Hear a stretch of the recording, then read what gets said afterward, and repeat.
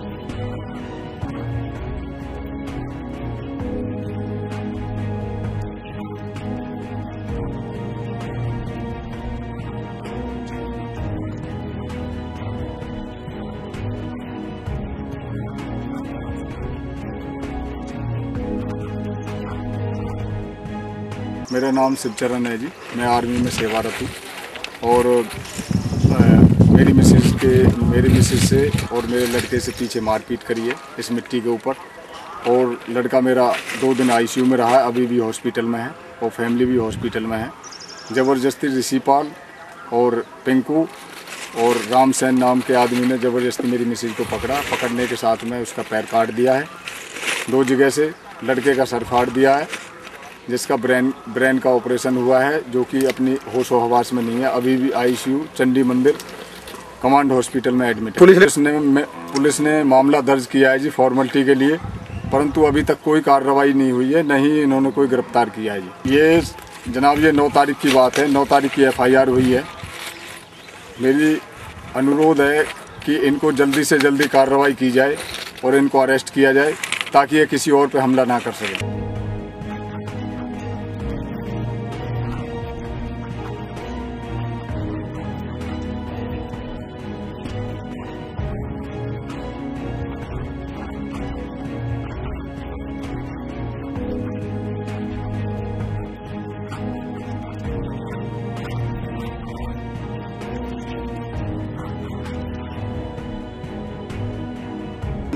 मामले का तो सर मेरे को एक्चुअली मैं प्रेजेंट नहीं था, न ही मैं मौके पे था। मेरे को कोई पता नहीं क्या हुआ क्या नहीं, किसने मारा किसने नहीं। ये मामला है क्या वैसे? झगड़े का कारण क्या है? झगड़े का कारण मिट्टी थी जी। मिट्टी किसी की है, प्लाट किसी का है। मिट्टी उठाने वाले अपनी मिट्टी उठा रहे थे। भाई साहब शिवचरण जी की मिसेस गाली गलौज कर रही थी भी ये मिट्टी ना उठाओ, ये हमारा प्लाट है, हमारे बंदे का प्लाट है, ऐसी बात हो रही थी सुनने में जो आया। तो चोट किसने मारी है? चोट का किसी को कोई पता नहीं है, क्यों मैं मौके पे था ही नहीं। एक शिकायत आई थी जिसमें फौजी के परिवार में सदस्य को चोट लगी थी, जिसमें 307 का वाकया हुआ है। पुलिस ने मामला तुरंत दर्ज किया और जो भी उसमें दोषी हैं कुछ लोग, उन लोगों के खिलाफ कार्रवाई के लिए पुलिस बार बार रेड कर रही है। अभी तक वो फरार हैं। जल्दी ही उनके वारंट जारी कराए जाएंगे और गिरफ्तारी के पूरे प्रयास किए जाएंगे। और वहीं राष्ट्रीय महिला आयोग के सदस्य ने फरीदाबाद में नीमका जेल में जहां महिला कैदियों की दशा के बारे में जानकारी ली, वहीं कस्तूरबा सेवा सदन में रह रही बेसहारा महिलाओं की स्थिति के बारे में निरीक्षण भी किया। राष्ट्रीय महिला आयोग सदस्य ने राज्य महिला आयोग को भंग करने के निर्णय को सही ठहराते हुए कहा कि यह मुख्यमंत्री का विशेषाधिकार है।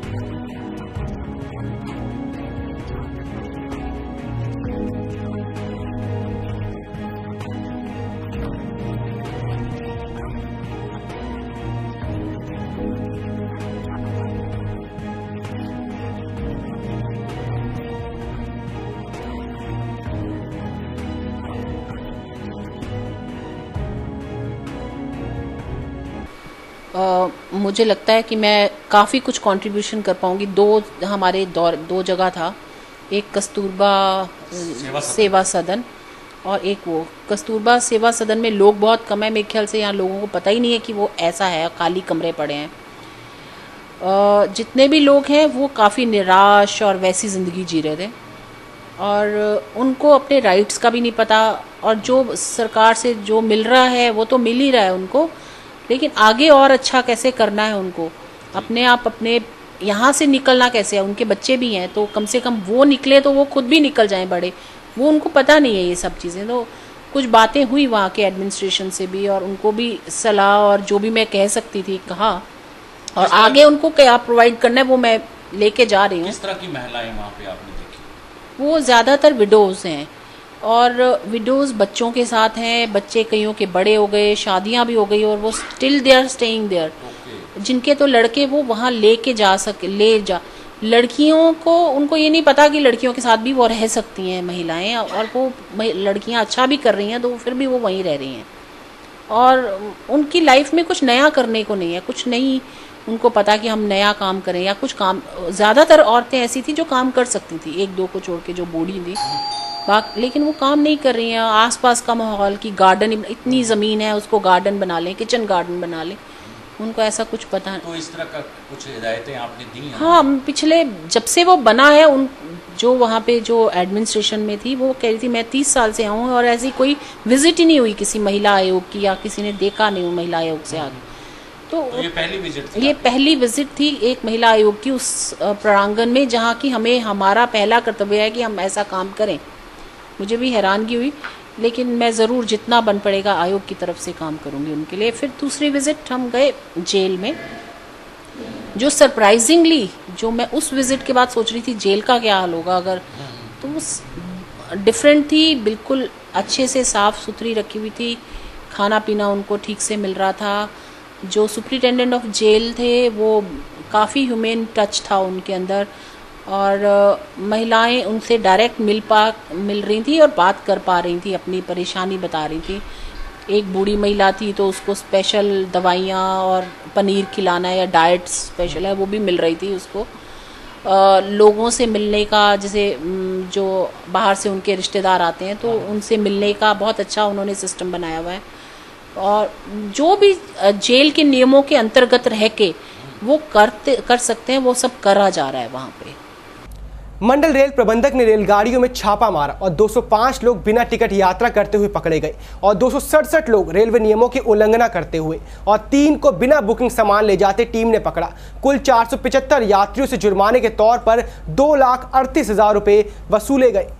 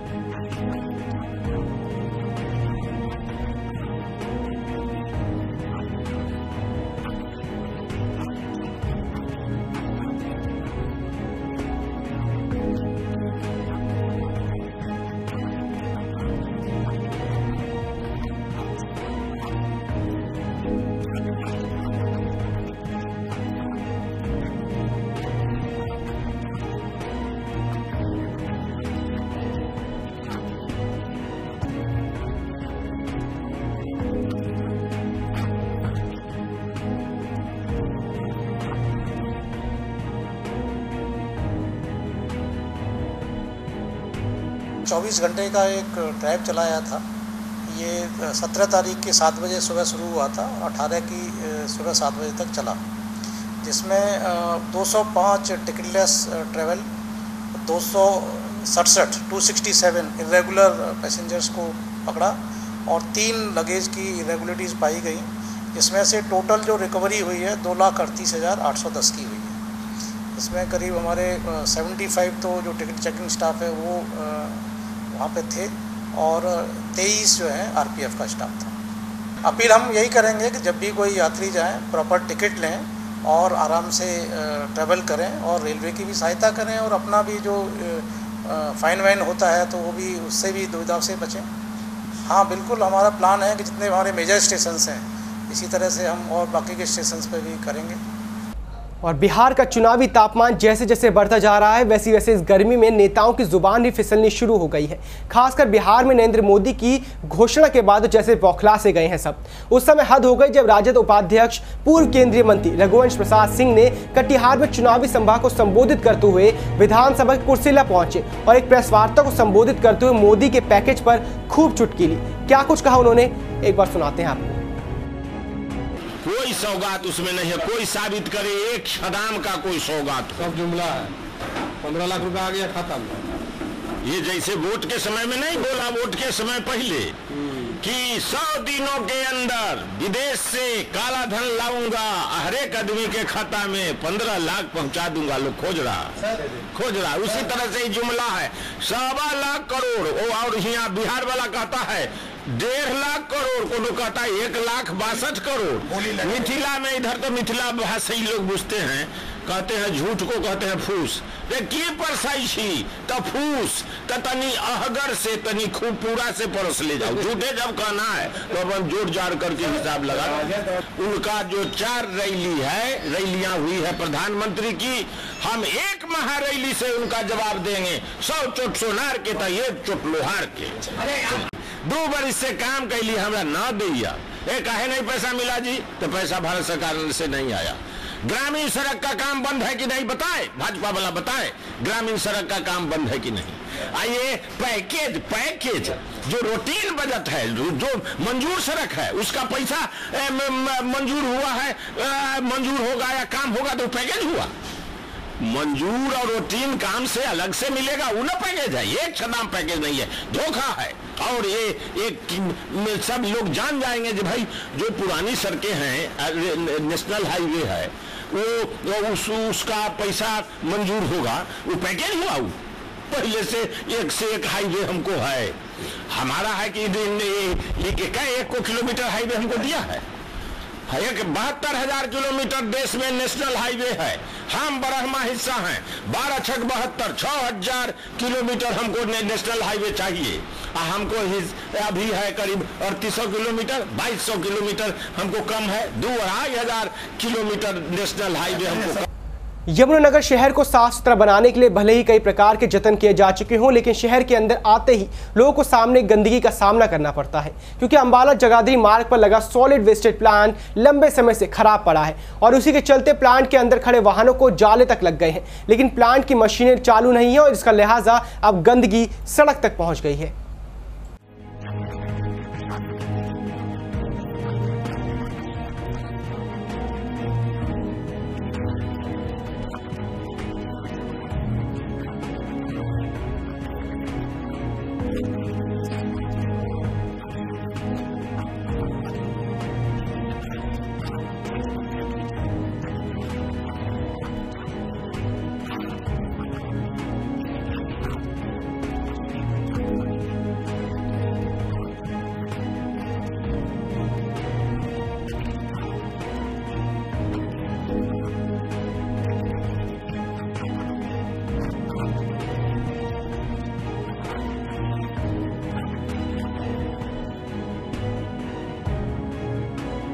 टाइम से बंद पड़ा है जी, ये काफ़ी दिक्कतें आती है मुझे यहाँ पे कूड़ा डालने में। अब हम तो यहाँ कमेटी में मुलाजिम है जी, अपना यहाँ गड्डी लेके आवा जी, अपना झाड़ते यहाँ। उसके बाद ये एतराज़ तो करा जी, लोग एतराज़ करा, बाहर के जो पड़ोस के गांव के है वो एतराज़ करा, पर क्या करें जी, मजबूरी है हमारी। और तो कुछ नहीं कर सकते हम तो प्रशासन को रिक्वेस्ट ही कर सका जी।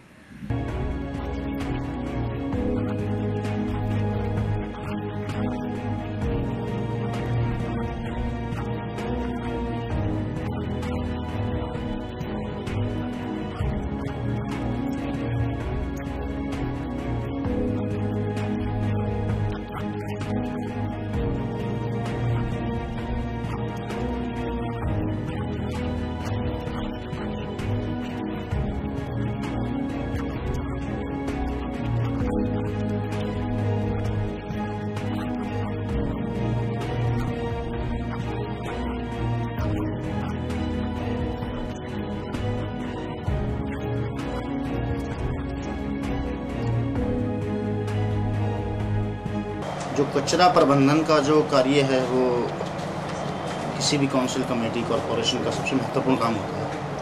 और यहाँ पर भी जो है ना कचरा जो प्रबंधन का काम था वो बहुत तरीके से सोच समझ के उसको शहर से बाहर करके उसको स्थापित किया गया था। और सरकार ने इसे लगभग 30 साल के लिए एक कंपनी है हाइड्रो एयर करके, तो उस कंपनी को दिया था, लेकिन वो कंपनी उसको चला नहीं पाई है। उसकी वजह 2 या 3 वजह रही उसकी। सबसे पहली तो देखिए कि जो उन लोगों ने वो खाद बनाई जिसके बेस पर उन्होंने उसको दिया था, खाद नहीं बिकी है, सेग्रीगेशन ठीक नहीं हुआ उनसे कैसे था, तो वो कंपनी ने बिना बताए वो छोड़ के उसको भाग गई है। तो एक तरह से क्रिमिनल काम है इनका, और इसको हमने 133 CRP की तहत जो है नोटिस भी दिया इनको। और इसके अलावा जो है ना FIR लॉन्च कराने के लिए भी जो है ना हम इसके बारे में जो है ना सरकार से अनुमति लेते हैं कि FIR लॉन्च कराएंगे अगर ये शुरू नहीं करते हैं। अगर ये शुरू करते हैं तो वन एंड गुड है, अगर ये सही तरीके से जल्दी से काम शुरू कर देते हैं तो ठीक है, नहीं तो किसी और कंपनी को टेंडर करके उसको दिया जाएगा और सफाई से किसी भी तरह का समझौता। कुरुक्षेत्र में जीजा ने साले को गोली मारकर हत्या करने का मामला एक नया सामने आया है। साला अपने जीजा को अवैध संबंधों को तोड़ने की बात कह रहा था। तेज में आकर जीजा ने साले को गोलियों से भून डाला और फरार हो गया। पुलिस ने आरोपी की गिरफ्तारी के लिए टीम गठित कर छापेमारी शुरू कर दी है।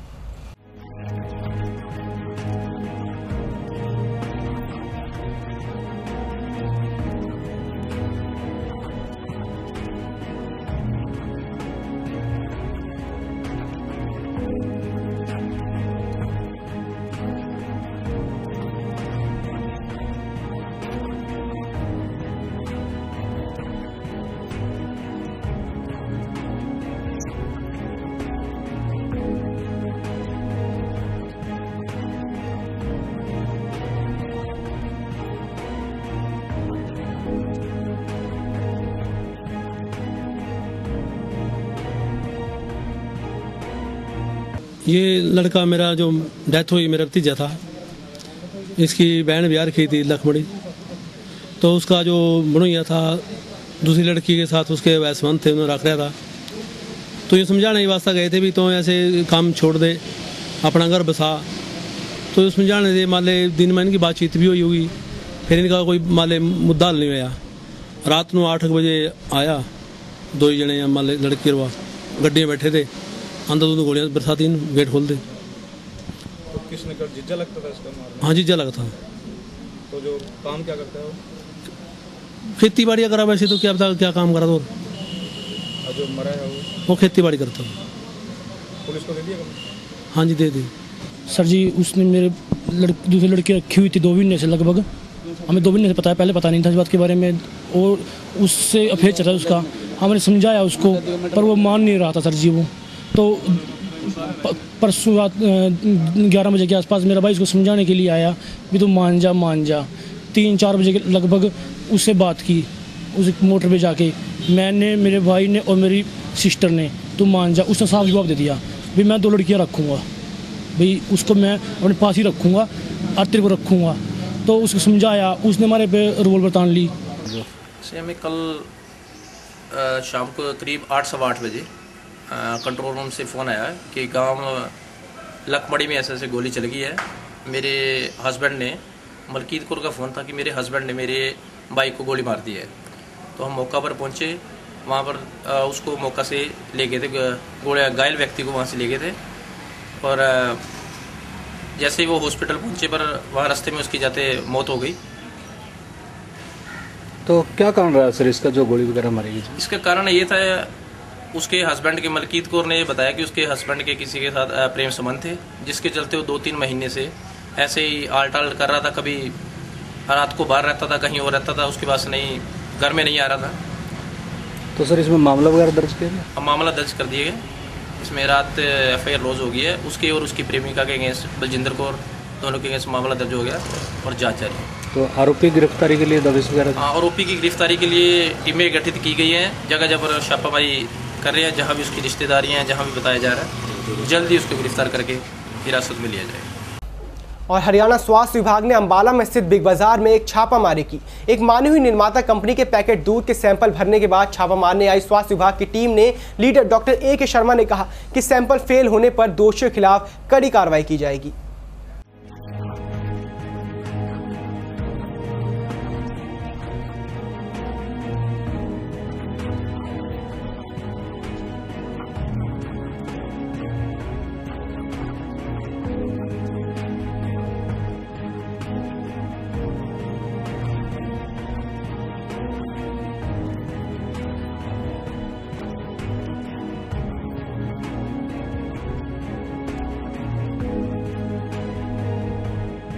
यानी कि बच्चा छोटा है, टॉय बड़ा था, वो चेंज करने के लिए आ गए तो एक छोटा टॉय लिया तो उसमें कुछ बैलेंस बचा। इनकी तरफ इन्होंने कहा भी आप कुछ परचेज कर लो, तो सामान खरीदा तो 50 रुपये इनकी तरफ फिर रह गए। ये कह रहे हैं भी कुछ और ले लो आप 50 रुपये का।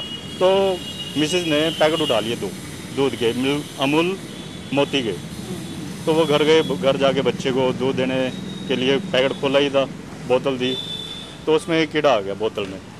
तो हमने सारा पैकेट बर्तन में निकाला तो उसमें 2 कीड़े और थे। तो हमने SMO साहब और हरभजन सिंह इंस्पेक्टर हैं, ये हमारे गांव के ही हैं, उन्हें बताया। वो कह रहे हैं भी आप कल को बाजार के सामने पहुंचे पैकेट लेके, और जो खुला दूध है हम कार्रवाई करेंगे। क्या कार्रवाई? हमारे सामने पैकेट उठाए गए हैं काउंटर से जो लगे हुए थे, और 1-2 सैंपल भरे गए हैं। कुछ निकला? उनमें से कुछ नहीं निकला। क्या कार्रवाई करेंगे? कोर्ट कार्रवाई करेंगे।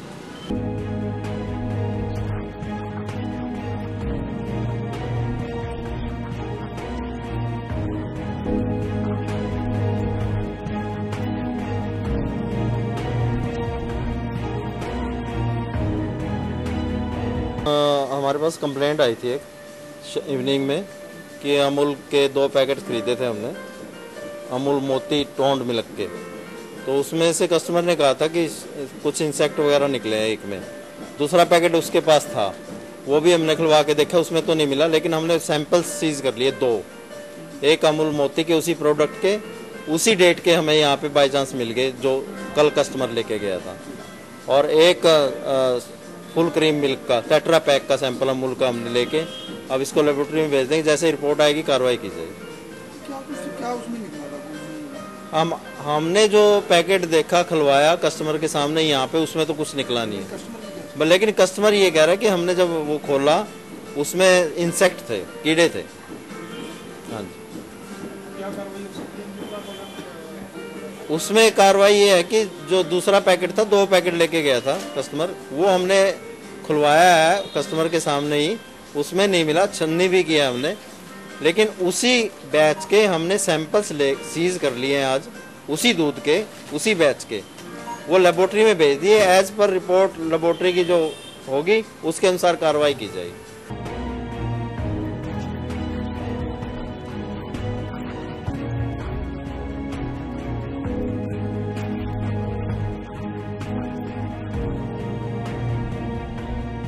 और प्रादेशिक खबरों में फिलहाल इतना ही। देश और दुनिया की बड़ी खबरों के लिए देखते रहिए BVM खबर 24 आवर्स। नमस्कार।